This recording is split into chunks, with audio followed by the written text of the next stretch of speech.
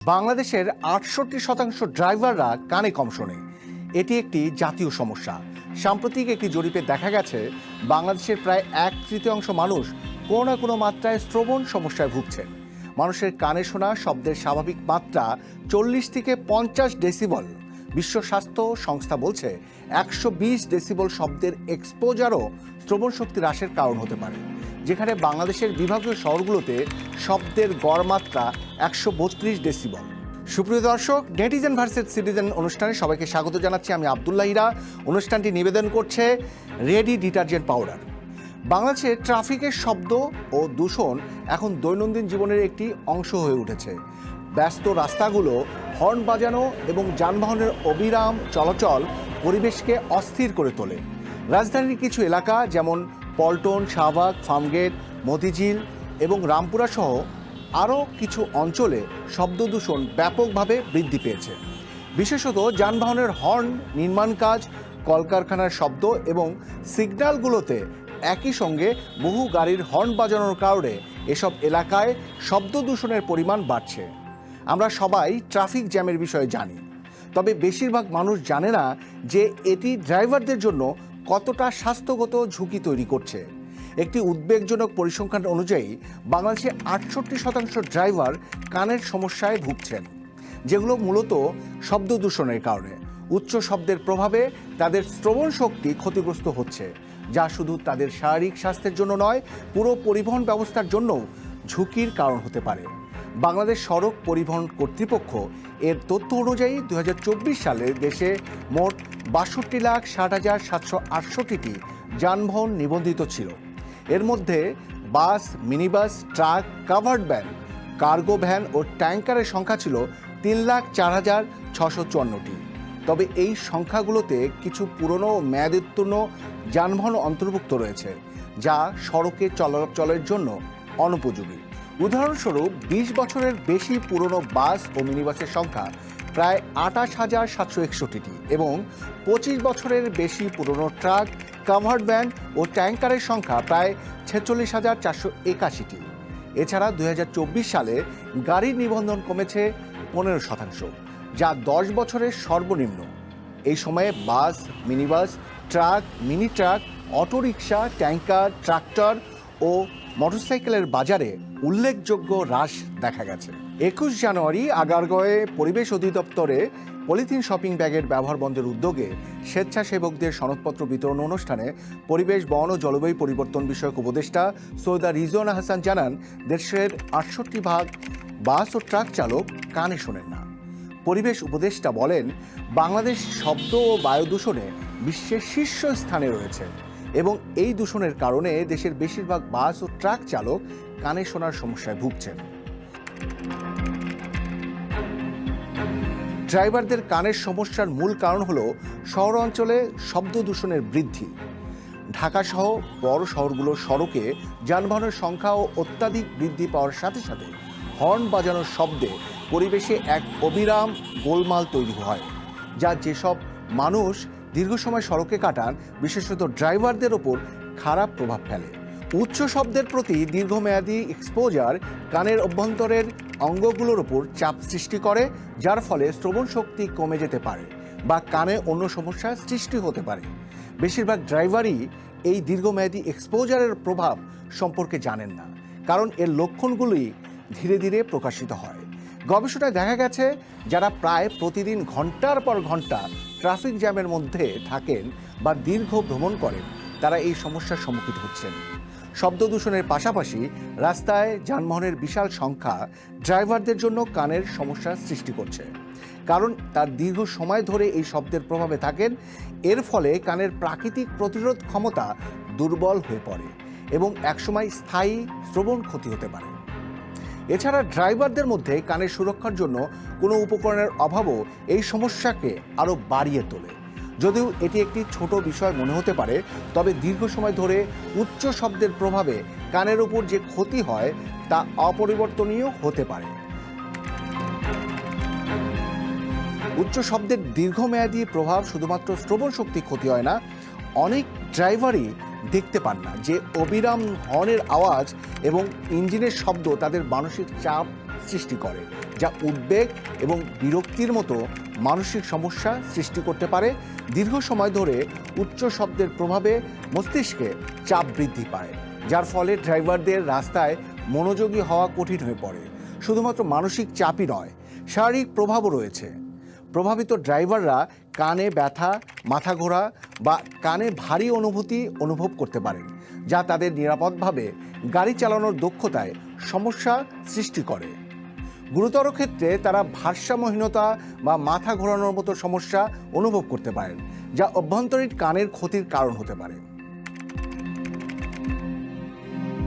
পরিবেশ অধিদপ্তরের সাম্প্রতিক জরিপে দেখা গেছে যে মাত্রাতিরিক্ত শব্দের কারণে দেশে প্রায় 12% মানুষ শ্রবণ শক্তির হ্রাসে আক্রান্ত হয়েছে। যানবাহনে হর্নের কারণে সাধারণ মানুষের উপর যে ক্ষতিকর প্রভাব পড়ছে তা আমাদের দৈনন্দিন জীবনের এক অবিচ্ছেদ্য অংশ হয়ে উঠেছে।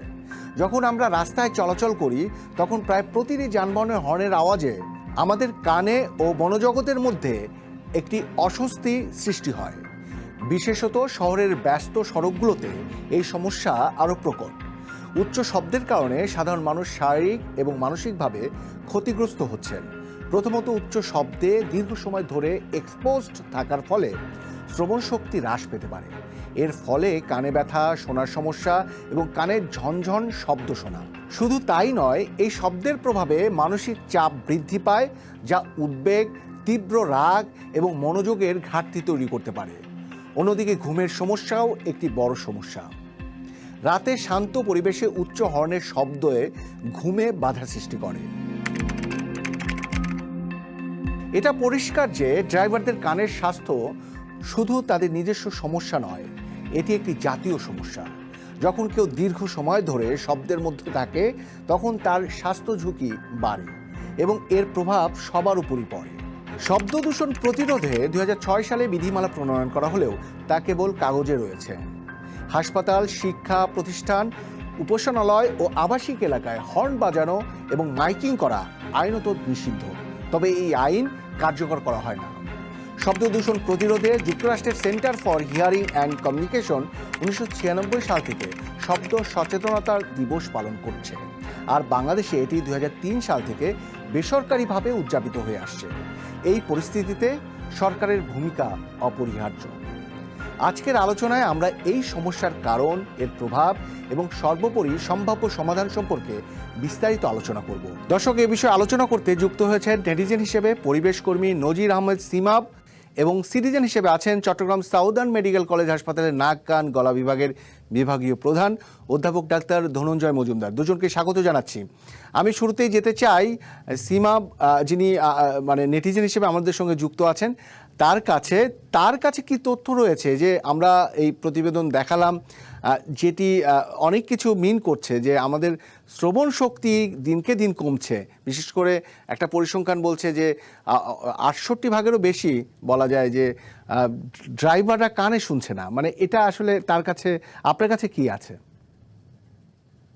আসলে দেখুন, আমাদের এই মানে শহরে বলুন বা গ্রামে বলুন, আমাদের ঘুম ভাঙার কথা পাখির ডাকে অথবা প্রকৃতির কোনো ইয়েতে আমরা যেটা আশা করি বা যেটা ভাবি, কিন্তু আমাদের প্রতিদিন ঘুম ভাঙে আমাদের আমরা চাই না এমন শব্দে, গাড়ির হর্ন অথবা নাগরিক আরো যে সকল শব্দ আছে সেই শব্দের কারণে আমাদের জীবন, আমাদের যাপিত জীবন নানাভাবে ক্ষতিগ্রস্ত হচ্ছে। আমরা যদি এই শহরের কথা বলি, এই শহরের বেশিরভাগ মানুষ আমরা কিন্তু কানে কম শুনছি। এটা হলো আমাদের শব্দ দূষণের একেবারেই প্রারম্ভিক সমস্যা।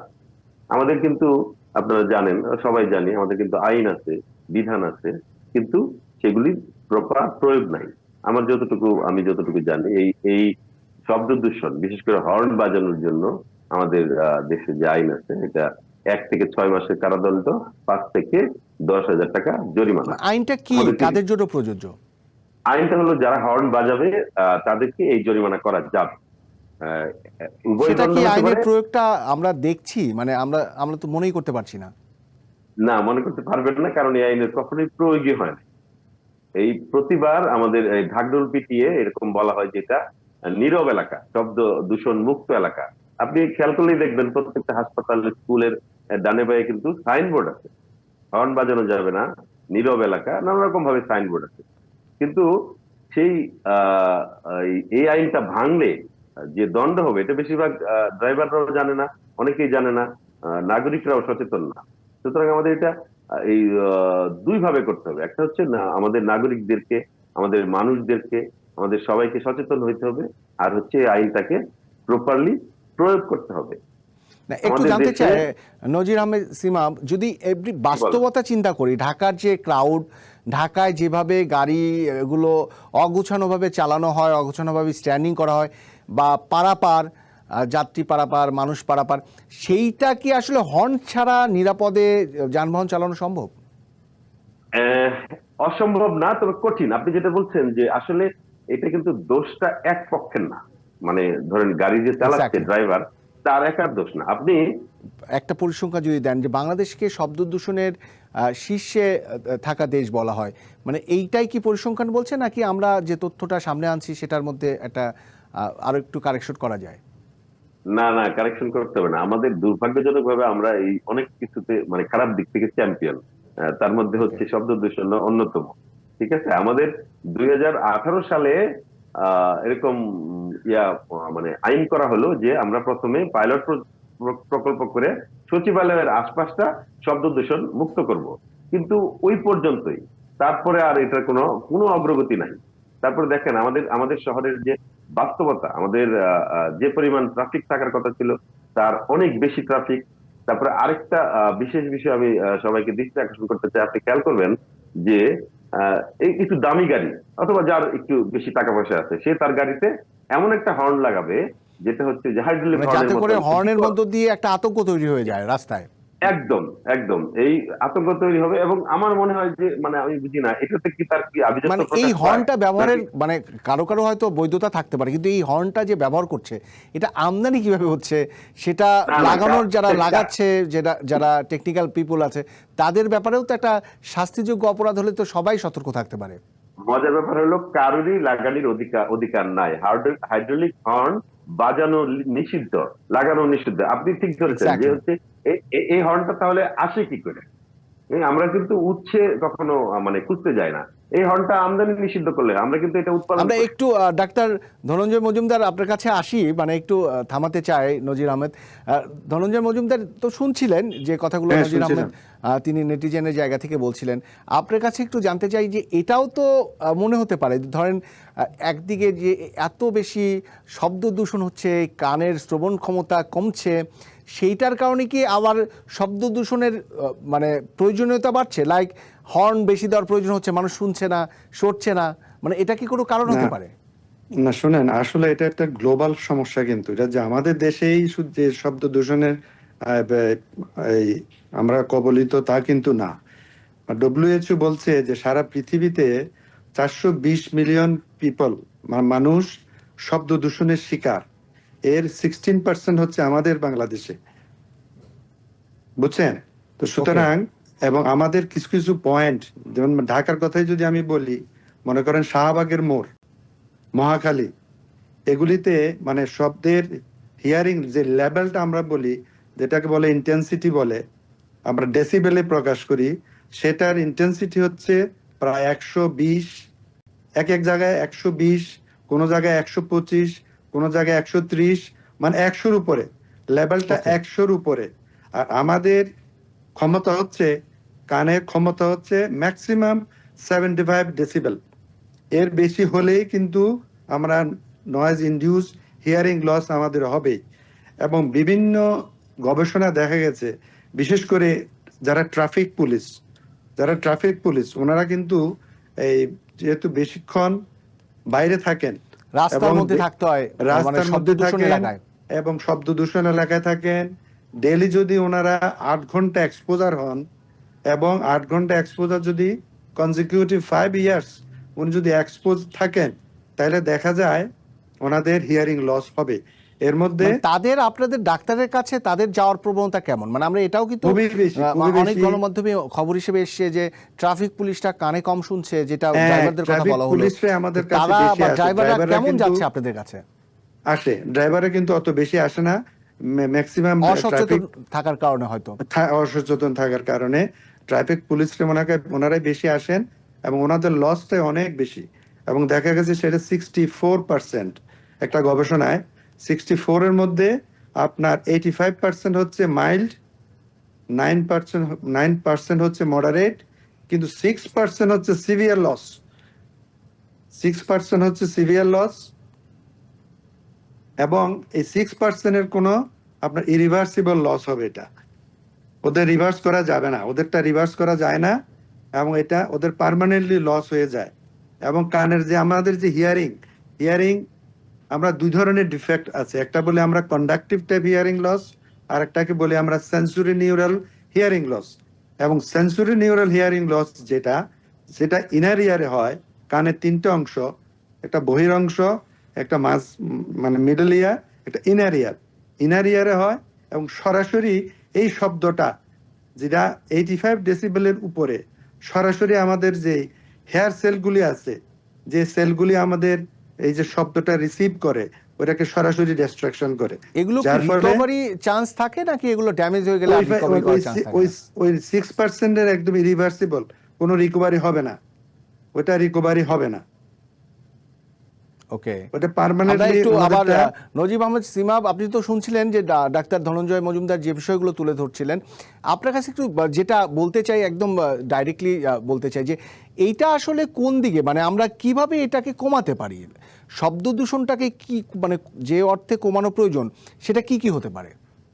এটা কমানো যাবে আসলে, আমাদের সবার ওইখান থেকে ইচ্ছা লাগবে আর শক্ত হইতে হবে। যেমন উনি চিকিৎসক, উনি বললেন আমাদের, আমরাও জানি যে এই শ্রবণ ক্ষমতার ঊর্ধ্বে যখন শব্দ আসে, তখন সেটা আস্তে আস্তে আমাদের মানে হিয়ারিং প্রবলেমের পাশাপাশি মস্তিষ্কে আঘাত করে, তারপরে আরো অনেক রোগ হয়। উনি উনি উনি ভালো বলতে পারবে। কিন্তু কমানোর জন্য আপনি যেটা বলছেন, সেটার সবচেয়ে দুইটা দিকে দেখতে হবে। একটা হচ্ছে নাগরিকদের সচেতন হইতে হবে, আর একটা হচ্ছে যে আইনের কঠোর প্রয়োগ হইতে হবে। দেখেন আপনারা মনে করে দেখেন, 90-এর দশকে বা তার পরবর্তী সময়ে এই শহরে কিন্তু অস্ত্রের ঝনঝনানি ছিল, এখন কিন্তু নাই।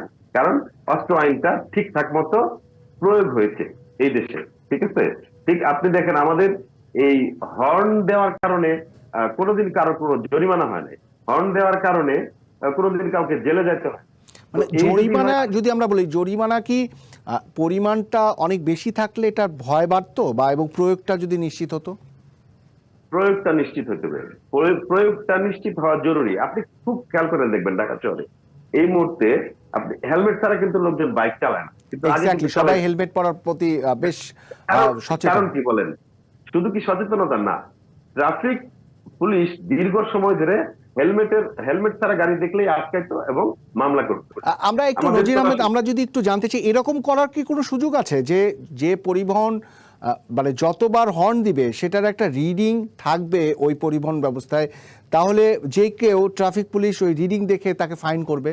মানে অনেক সময় এত চাপ তৈরি হয় যে ফাইন করার পরিবর্তে মানে রাস্তা পরিষ্কার করাটাই প্রাধান্য পায় অনেক সময়, সেটা কি হতে পারে? না, আপনি ঠিক বলছেন। আমাদের আসলে কি সবকিছু হয় কি আজকের মতো করে সমাধান শেষ করে ফেলে, মানে এই মুহূর্তে একটা জ্যাম অথবা একটা ট্রাফিক কন্ট্রোলের জন্য দ্রুত ছেড়ে দেওয়া হচ্ছে, দ্রুত মানে এত বেশি চাপ সেটা করা হচ্ছে, সেটা তো সম্ভব। এখন আমরা মানে আমাদের প্রযুক্তিগত ভাবে আমরা এখন অনেক এগিয়ে গেছি। আমরা আমাদের যে গাড়ির পিছনে নাম্বার প্লেটের মধ্যে চিপ আছে, সেটার সঙ্গে আমরা এই হর্নের বিষয়টা সংযুক্ত করতে পারি। তারপর এই নিয়ে কিন্তু কথা হয়েছে, কথা যে হয় নাই তা না, এই নিয়ে এর আগেও আলাপ হয়েছে, কিন্তু এক্সিকিউশনে যায় নাই। আসলে ওই যে মানে যেটা হয়, এটা হয় কি আপনার অবশ্যই আমরা একটু থামতে হচ্ছে, আপনারা এই বিষয়গুলো পরিবেশ কর্মী হিসেবে এগুলো সংশ্লিষ্ট বিভাগকে তুলে ধরবেন, আমরাও হয়তো জানাবো। আমরা শেষ করতে চাই সিটিজেন হিসেবে যিনি যুক্ত আছেন ডাক্তার ধনঞ্জয় মজুমদার, আপনাকে দিয়ে আপনার কাছে জানতে চাই যে এই যে ধরুন শুধু তো ট্রাফিক সিস্টেমের মধ্য দিয়ে এই শব্দ দূষণ হচ্ছে না, এর বাইরে উন্নয়নমুখী অনেক কর্মকাণ্ডে কিন্তু দূষণ হচ্ছে। শব্দ, আমরা যে কোনো একটা বিল্ডিং বা স্ট্রাকচারাল কোনো কিছু যে কোনো ধরনের সাউন্ডই, মানে রোগী বা পেশেন্টদের বা সাধারণ নাগরিকদের কি পরামর্শ দিবেন? মানে দূষণ রোধে তো এক ধরনের অভিযান চলবে, বা এই যে পরিবেশ কর্মী নজির আহমেদ বলছিলেন, আপনার তরফ থেকে কি বার্তা থাকবে, আমরা কিভাবে নিজেদের সুরক্ষা রাখতে পারি? একটা গ্লোবাল সমস্যা, এটা শুধু আমাদের সমস্যা না, তবে আমাদের নিজেদেরকে একটু সচেতন হইতে হবে যে আমরা যে হর্ন যে বাজে ফ্রিকোয়েন্টলি, যে হর্ন বাজানো যাবে না, এবং আননেসেসারি কোনো শব্দ সৃষ্টি করা যাবে না। এবং দেখেন যখন কনস্ট্রাকশনের কাজ হয় ওই শব্দগুলিও কিন্তু আমাদের জন্য খুবই ক্ষতিকর, এবং এই ধরনের শব্দ অবশ্যই যাতে তাই কম হয় আমাদের থামতে হচ্ছে, আমরা ওইটার যে তথ্যগুলো আশেপাশে দিতে চেয়েছিলাম। এবং একটি কথা মনে পড়ছে যে ড্রাইভারদের কথা যখন বলা হচ্ছে তখন মনে হচ্ছে আমরা আমাদের আশপাশের যে সব ড্রাইভার বা পরিবহন খাতের যারা কর্মী আছেন তাদেরকে দেখি তারা উচ্চস্বরে একজন আরেকজনকে ডাকে বা রেসপন্স করে। এর কারণ বোধহয় তারা আসলেই স্বাভাবিক পরিবেশে কানে কম শোনে, তারা স্বাভাবিক পরিবেশেও কিন্তু উচ্চস্বরে ডাকাডাকি করে। আর দুজন আমাদের অতিথি নজির আহমেদ সিমাব এবং ডাক্তার ধনঞ্জয় মজুমদার, আপনাদের আবারও ধন্যবাদ। দর্শক, নেটিজেন ভার্সেস সিটিজেন অনুষ্ঠানে এই পর্যায়ে একটা বিরতি নিচ্ছি, একটু পরেই ফিরছি মাঘের শীত কেন লজ্জা পায় সেই সাবজেক্ট নিয়ে। মাঘের শীতে বাঘ কাঁপে, এমন প্রবাদ আর খাটে না।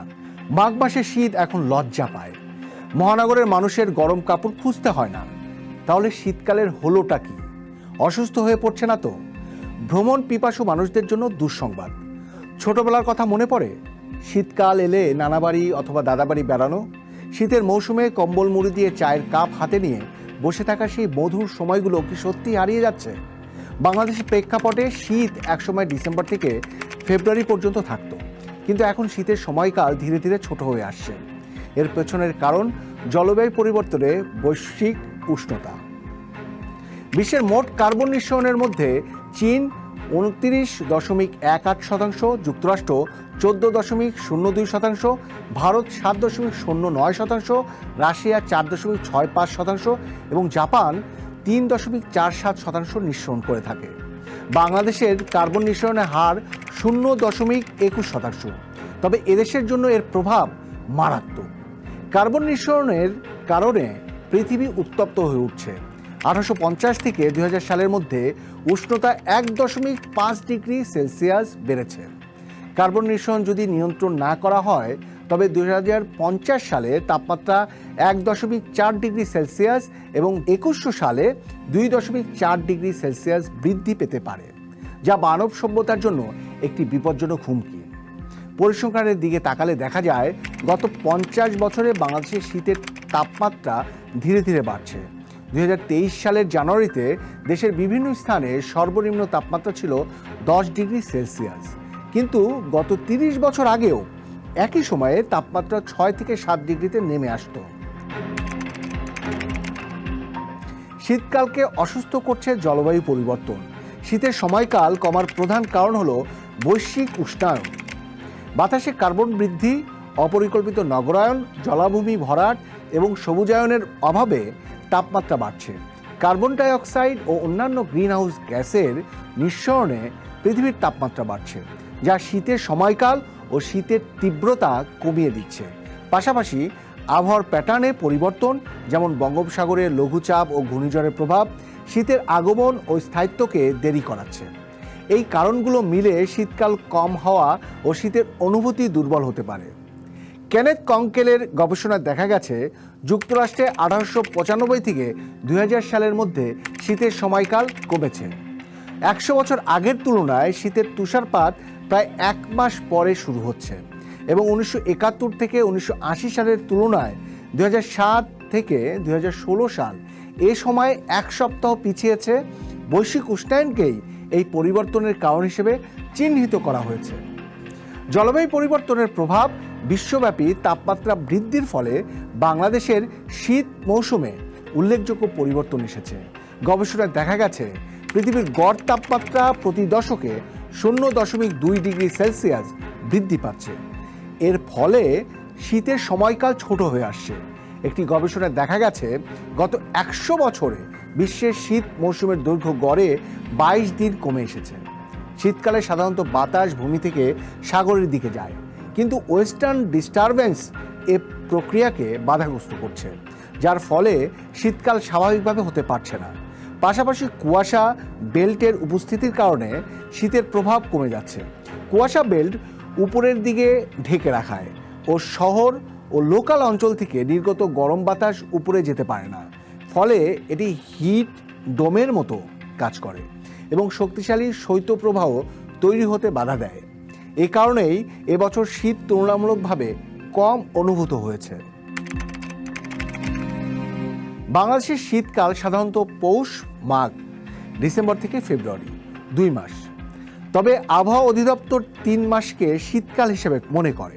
নভেম্বরের মাঝামাঝি থেকে তাপমাত্রা কমতে শুরু করে এবং উত্তরাঞ্চলে শীত অনুভূত হয়। গত 27 নভেম্বর পঞ্চগড়ে দেশের সর্বনিম্ন তাপমাত্রা ছিল 13.8 ডিগ্রি সেলসিয়াস, যা শীতের সূচক। তবে বঙ্গোপসাগরের লঘুচাপ ও ঘূর্ণিঝড়ের কারণে শীত শুরু হতে কিছুটা দেরি হয়েছে এবং তার স্থায়িত্ব কমেছে। বিশেষজ্ঞরা বলছেন, শীতের স্বাভাবিক বৈশিষ্ট্য বজায় থাকলেও তাপমাত্রা স্বাভাবিকের চেয়ে কিছুটা কম। তবে রাতের তাপমাত্রা 4 থেকে 5 ডিগ্রি সেলসিয়াস বেশি থাকছে। গেল 19 জানুয়ারি পঞ্চগড়ের তেঁতুলিয়ায় 7.9 ডিগ্রি তাপমাত্রা দেখা গেছে। বাংলাদেশের শীতকাল ছোট হওয়ার বিষয়টি আরও স্পষ্ট করতে ঢাকা, রংপুর, রাজশাহীর তাপমাত্রা পর্যবেক্ষণ করলে দেখা যায় জানুয়ারির দ্বিতীয় বা তৃতীয় সপ্তাহের পর থেকেই শীতের তীব্রতা কমে যায়। পাশাপাশি ফেব্রুয়ারির শুরুতেই গরমের আমেজ শুরু হয়। আবহাওয়া অধিদপ্তরের তথ্য অনুযায়ী 2025 সালের জানুয়ারিতে দেশের উত্তরাঞ্চলে মাত্র 1 থেকে 2টি মাঝারি শৈত্যপ্রবাহে পূর্বাভাস দেওয়া হয়েছে। জলবায়ু পরিবর্তনের কারণে এবারে শীত কম পড়েছে। আগের মতো বাতাসের গতি আর নির্দিষ্ট নয়, যার ফলে ভবিষ্যতে আরও অস্থিরতা দেখা দেবে। যেমন আমেরিকার প্রেসিডেন্টের শপথ অনুষ্ঠান শীতের কারণে বাইরে করা সম্ভব হয়নি, কারণ ঠান্ডা বাতাস দক্ষিণে পৌঁছেছে, যা সাধারণত ঘটে না। একইভাবে ক্যালিফোর্নিয়াতে বৃষ্টির অভাবে দাওয়া নয়।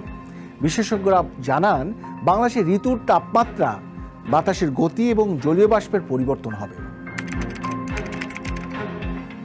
শীতের সময় কমে আসার প্রধান কারণ হলো বাতাসে জলীয় বাষ্পের পরিমাণের পরিবর্তন। আবহাওয়াবিদরা বলছেন, উত্তর এবং উত্তর পশ্চিম দিক থেকে আসা ঠান্ডা বাতাসের প্রবাহ কমে যাওয়াও শীত কম অনুভূত হওয়ার একটি কারণ। একটা উদাহরণ দেওয়া যাক, যদি দিনের সর্বোচ্চ তাপমাত্রা 18 ডিগ্রি সেলসিয়াস এবং সর্বনিম্ন তাপমাত্রা 16 ডিগ্রি সেলসিয়াস হয়, তবে তাপমাত্রার পার্থক্য মাত্র 2 ডিগ্রি সেলসিয়াস। এই ধরনের পরিস্থিতিতে শীতের অনুভূতি বেশি হয়। এশিয়ার পার্বত্য অঞ্চলে, বিশেষ করে হিমালয়ের বরফ গলায় সময়কাল ধীরে ধীরে কমে আসছে। এর ফলে নদীর পানি প্রবাহ কমে যাচ্ছে, যা লাখ লাখ মানুষের জীবনযাত্রায় প্রভাব ফেলছে। এছাড়া ইউরোপে তুষারপাতের সময় আগের তুলনায় প্রায় 2 সপ্তাহ কমে এসেছে। গবেষকরা বলছেন, বৈশ্বিক উষ্ণায়নের কারণে এই পরিবর্তনগুলো ঘটছে। এই পরিস্থিতি থেকে উত্তরণের একমাত্র উপায় হলো গ্রিনহাউস গ্যাসের উৎপাদন কমানো। এর জন্য চীন, ভারত, যুক্তরাষ্ট্র এবং ইউরোপীয় ইউনিয়নের দেশগুলোর দায়িত্ব বড়। যদি বিশ্ব এই বিষয়টি সিরিয়াসলি না নেয়, তাহলে পরিস্থিতি আরও খারাপ হতে পারে। বাংলাদেশের ক্ষেত্রে কৃষি খাতকে জলবায়ু সহনশীল করার জন্য আরও গবেষণা ও বিনিয়োগ প্রয়োজন। জলবায়ু পরিবর্তন ঠেকানোর জন্য আমাদের দীর্ঘমেয়াদী পরিকল্পনা গ্রহণ করতে হবে। বনায়ন বৃদ্ধি করা, নবায়নযোগ্য জ্বালানির ব্যবহার বাড়ানো এবং কার্বন নির্গমন হ্রাস করার মতো পদক্ষেপের মাধ্যমে আমরা বৈশ্বিক উষ্ণায়ন কমাতে পারি। এছাড়াও জলবায়ু পরিবর্তনের ক্ষতি মোকাবিলা করতে পরিকল্পিত নগরায়ন করতে হবে। জলবায়ু পরিবর্তন রোধে একসঙ্গে কাজ করতে হবে একটি সুন্দর পৃথিবীর জন্য। শীতের সময় কমে আসা শুধু একটি মৌসুমি পরিবর্তন নয়, এটি আমাদের পরিবেশ ও জীবনে প্রভাব ফেলছে। আমাদের এখনই কার্যকর পদক্ষেপ নিতে হবে, যাতে ভবিষ্যৎ প্রজন্ম একটি ভারসাম্যপূর্ণ প্রকৃতি উপভোগ করতে পারে। তাই আজকের আলোচনায় শীতকালের অসুখ বা মাঘের শীত কেন লজ্জা পায়, এসব নিয়ে বিস্তারিত কথা বলবো। দর্শক, মাঘের শীত লজ্জা পাচ্ছে কেন, এই বিষয়ে আলোচনা করতে অনলাইনে আছেন দুজন অতিথি।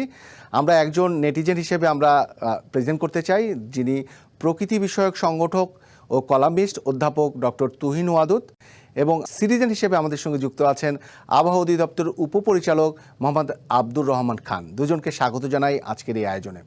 ধন্যবাদ। আমি শুরুতেই নেটিজেন হিসেবে ডক্টর তুহিন, আপনার কাছ থেকে জানতে চাইব যে এই যে শীতকালটা ছোট হয়ে আসছে, এর প্রভাবটা আমরা আমাদের ব্যক্তি জীবনে, সামাজিক জীবনে আমরা বোধহয় বোধ করছি। তো এইটা আসলে নেট দুনিয়ায় কি কি তথ্য ঘুরে বেড়ায়, যেটা আপনার চোখে পড়েছে বা আপনি নিজেও অনেক সময় লেখার প্রয়োজন বোধ করেছেন? জলবায়ুর পরিবর্তন, জলবায়ুর দূষণের ফলে যে ধরনের কার্বন নিঃসরণের ফলে যে ধরনের ইম্প্যাক্ট তৈরি হয়। আচ্ছা, ধন্যবাদ। আসলে এখন তো যে পৃথিবী, সেটি সামাজিক যোগাযোগ মাধ্যমে তার দারুণ রকমের ছায়া পড়ে।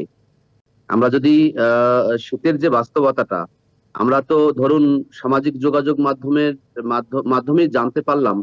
বিবিসি একটা নিউজ শেয়ার করেছিল গত মাসে 12 তারিখে সম্ভবত।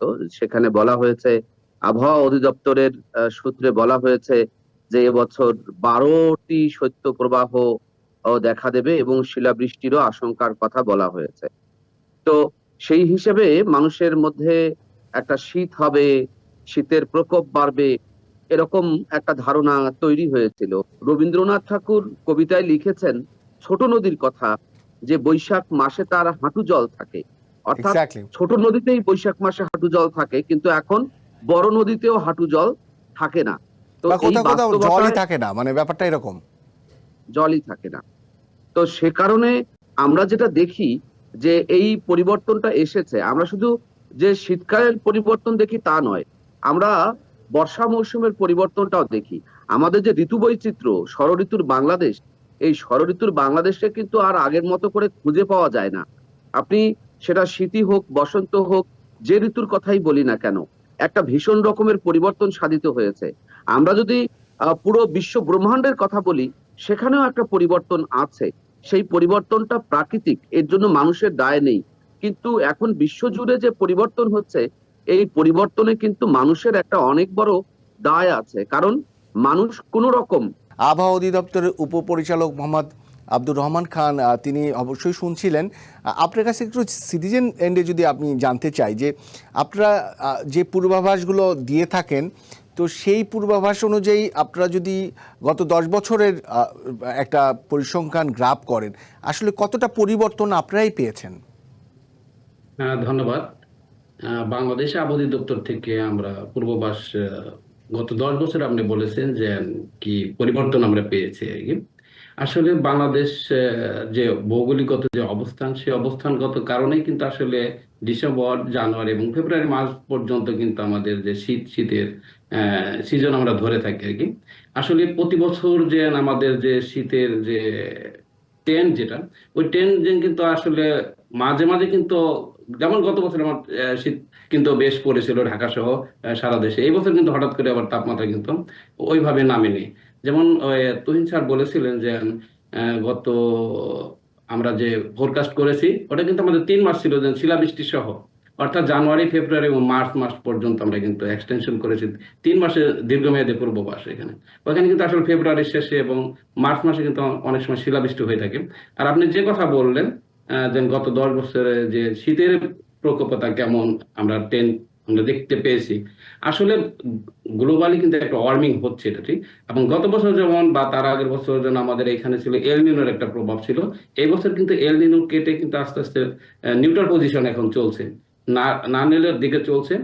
অবশ্য যে যে নিউট্রাল পজিশন আছে, সেই নিউট্রাল পজিশন থেকে কিন্তু এল নিনো থেকে নিউট্রাল পজিশন থেকে এখন কিন্তু এল নিনো না না না নিনোর দিকে যাচ্ছে যে এটা। তাতে কিন্তু দেখা যাচ্ছে যে না নিনো হলে কিন্তু আমাদের দেশে, আমাদের এই যে এই অঞ্চলে কিছুটা বৃষ্টিপাতের প্রবণতা বাড়ে কিছুটা। আমাদের যেহেতু গ্লোবাল ফেনোমেনা এগুলো, বৃষ্টিপাতের প্রবণতা বাড়ে, তাপমাত্রা কিছুটা কমতে থাকে। সেই জন্য কিন্তু যেহেতু গত বছর আমাদের ছিল এল নিনো প্রভাব, এল নিনোতে কিন্তু তাপমাত্রা বৃদ্ধি পেয়েছিল, যা সারা ওয়ার্ল্ডে একটি ওয়ার্মিং ইয়ার হিসেবে ওটাকে কাউন্ট করা হয়েছে। আর আমরা যে শীতের যে প্রবণতা দেখতে পাচ্ছি, আসলে আহ প্রতি বছর কিন্তু কিছুটা হলেও তাপমাত্রা বৃদ্ধির দিকে যাচ্ছে আর কি। এবছর যেমন আমরা সর্বনিম্ন তাপমাত্রা পেয়েছি এ পর্যন্ত ডিসেম্বর মাসের 13 তারিখে তেঁতুলিয়াতে, সর্ব উত্তরে যে আমাদের অঞ্চল, ওইখানে পেয়েছিলাম 8.3 ডিগ্রি সেলসিয়াস। এরপর নিচে কিন্তু আমার তাপমাত্রা নামেনি। আর তাপমাত্রা না নামার কারণ হয়েছে এই বছর সাধারণত শীতের সময়, প্রতি বছর শীতের সময় গ্লোবাল যে সার্কুলেশন গুলো হয়ে থাকে, অর্থাৎ জেড উইন্ড, কিন্তু অর্থাৎ আমরা গণমাধ্যমে তো এরকম খবরও দেখেছি যে তেঁতুলিয়ার ওইদিকেই গত কদিন আগে এর চেয়েও সর্বনিম্ন আমরা দিতে দেখেছি। সেগুলো কি আপনাদের কাছ থেকে সংগ্রহ করা না?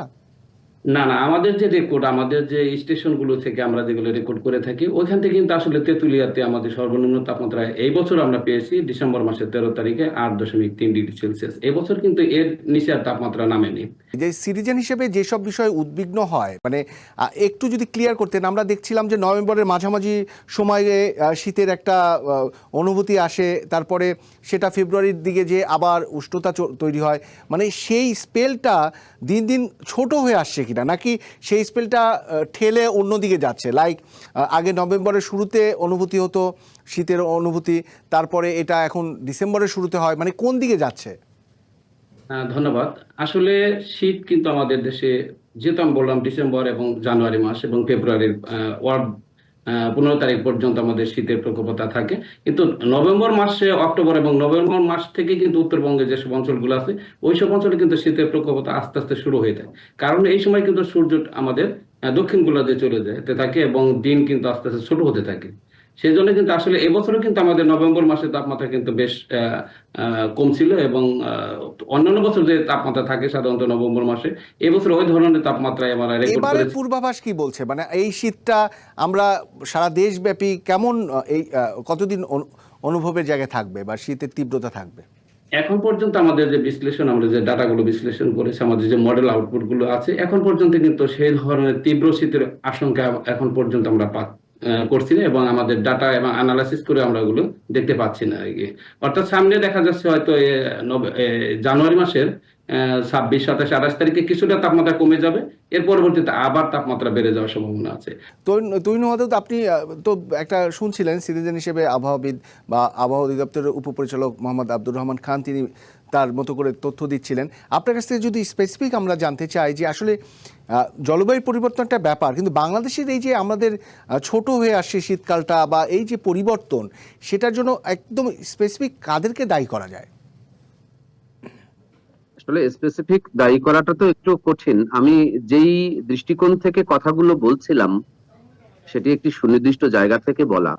সেটা হলো যে আমাদের দেশের নদীগুলো, এটা আমি আবারও ওই উদাহরণটা টেনে বলি যে যেখানে পানি জমে থাকে সেখানকার কুয়াশার ধরন, আর যেখানে একটা সাধারণ মাঠ আছে সেখানকার কুয়াশার ধরন কখনো এক হয় না। আপনি যে গাড়ি চালিয়ে যান রাস্তায়, তাহলে দেখবেন যে জলাশয় যেখানে আছে সেখানে একটু কুয়াশা বেশি, যেখানে জলাশয় নেই সেখানে হয়তো দেখবেন যে আরেক রকম ঘটছে। তার মানে হচ্ছে যে এই কুয়াশা, এই তাপমাত্রার সঙ্গে একটা পানির সম্পর্ক আছে। তো আমাদের দেশে যেহেতু জলাশয়গুলো ক্ষতিগ্রস্ত হয়েছে, নদীগুলো ক্ষতিগ্রস্ত হয়েছে, নদীর সঙ্গে আবার কি সম্পর্ক আছে আমি বলি আপনাকে। ধরুন নদীর যখন পানি থাকে না, আর আমাদের পানির স্তর কিন্তু অনেক গভীরে নেমে গেছে। কেন নেমে গেছে? নদীর যখন পানি থাকে না তখন স্তর এমনিতেই নেমে যায়, আর গভীর নলকূপ দিয়ে যখন আমরা চাষাবাদ করি তখন কিন্তু পানির স্তর আরো অনেক নিচে নেমে যায়। যখন পানির স্তর অনেক নিচে নেমে যায় তখন কিন্তু সঙ্গত কারণে ভূমির গঠন যেটা থাকে স্বাভাবিক গঠন, এই গঠন কিন্তু স্বাভাবিক থাকে না। তো সে কারণেও কিন্তু আমাদের ভাববার বিষয় আছে। আমরা সাধারণ অর্থে একজন সাধারণ নাগরিক, আমরা যেভাবে দীর্ঘদিন ধরে শীতটাকে দেখেছি সেই শীতটা এখন নেই। আপনি যে কথা বলেছেন যথার্থই, যে শীতের প্রস্থ কমে এসেছে, দৈর্ঘ্য এখন আর আগের মতো নেই। আগে যেমন অনেকদিন ধরে ঠান্ডা পড়তো, সেই ঠান্ডা ধারাবাহিকতায় কাঁপতে ঠান্ডা থাকা, তীব্রতর হতো, ঠান্ডা নিয়ে আমরা মধুর স্মৃতিও রয়েছে শৈশবে সবারই। ঠিকই বলেছেন। আমরা ধরুন এই বিশ্ববিদ্যালয়ে আমাদের একটা সংগঠন, ওরা শীত উৎসব করে।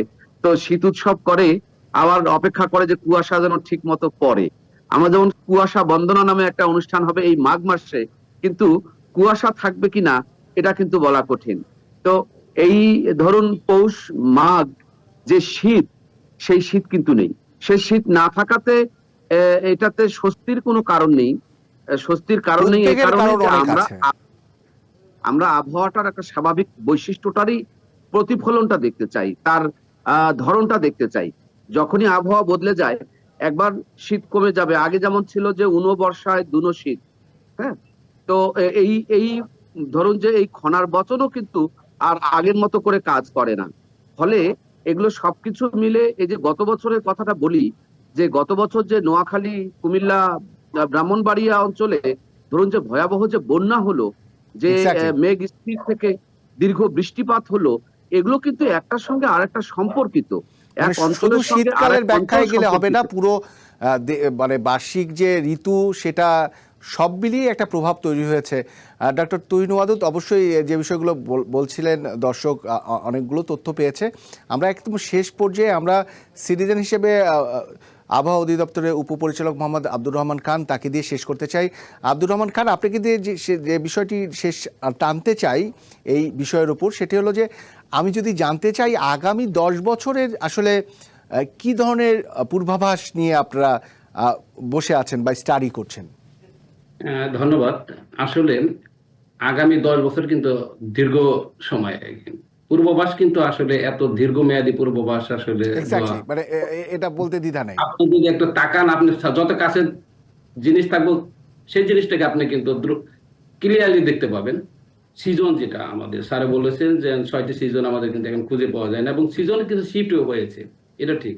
যেমন এবং শিফট হয়ে আমাদের যেমন শীতকাল অনেকটা কমে গিয়েছে, গরমের প্রভাবটা কিন্তু বেড়ে গিয়েছে। রাইট। সেই সেই হিসেবে কিন্তু পরবর্তীতে আমাদের পরিবেশের যে অবস্থা, সেই অবস্থার উপর নির্ভর করে পরবর্তী পরিস্থিতি কি কোন দিকে যাবে। তবে মানে আমাদের যে শীতের সেই যে ফিরত আসতে হলে কিন্তু আমাদের পরিবেশগত বিভিন্ন যে আগেকার যে অবস্থান আছে সেই অবস্থানের দিকে আমাদেরকে নিজেদের এগিয়ে যেতে হবে এবং সচেতন হতে হবে। যেমন বাতাসে এখন যেভাবে মনে করেন কার্বন ডাইঅক্সাইড, ক্লোরোফ্লো কার্বন যেগুলো আছে, যে গ্যাসগুলো মানে বাতাসকে দূষিত করে তোলে এবং বাতাসকে গরম করে তোলে, পরিবেশকে গরম করে তোলে, সেই ধরনের পরিস্থিতি কিন্তু আমরা নিজেরা তৈরি করে ফেলছি। যে স্যারে বলছে আমাদের দেশে আগেকার মতো নদী নেই, খাল বিল নেই, আমাদের পানির যে যোগান সেই যোগানগুলো নেই, গাছপালা নেই, আমরা নিজেরা কিন্তু বাড়িঘর তৈরি করে আমরা নিজেরাই অনেক পিছিয়ে যাচ্ছি, মানে পরিবেশের দিক দিয়ে এইসব মানে আসলে সিজনে কিন্তু চেঞ্জ যেটা হয়ে বলে যাচ্ছে। অসঙ্গতি তৈরি হচ্ছে অনেক। অবশ্যই একটু থামতে হচ্ছে আমাদের। আমরা ডক্টর তুহিন ওয়াদুদ এবং মোহাম্মদ আব্দুর রহমান এতক্ষণ আমাদেরকে অনেক তথ্য দিচ্ছিলেন, দুজনকে অসংখ্য ধন্যবাদ। সেই সাথে আমাদের বোধহয় এই জলবায়ু পরিবর্তনের হিসাবে যে ক্ষতিগ্রস্ত দেশগুলোর জন্য যে ধরনের আমরা নালিশ করি, উন্নত দেশগুলোকে যারা কার্বন নিঃসরণ করে, সেই সব দেশগুলোর নালিশের মধ্য দিয়ে আমাদের হিস্সা আদায়ের মধ্য দিয়েও কিন্তু আমরা নিজেদের একটা সেফটি গার্ড তৈরি করতে পারি, সেটাও হয়তো আমাদের অনেক বেশি কাজে দিবে। দুজনকে আবারও অসংখ্য ধন্যবাদ। দর্শক, সবার আগে দেশ, নেটিজেন ভার্সেস সিটিজেন এবারের পর্ব এখানেই শেষ করছি। প্রতি শনিবার নতুন বিষয়, নতুন কোনো অতিথি নিয়ে আবারও হাজির হব। সবাই ভালো থাকবেন আর ডিবিসির সঙ্গেই থাকবেন 24 ঘন্টা।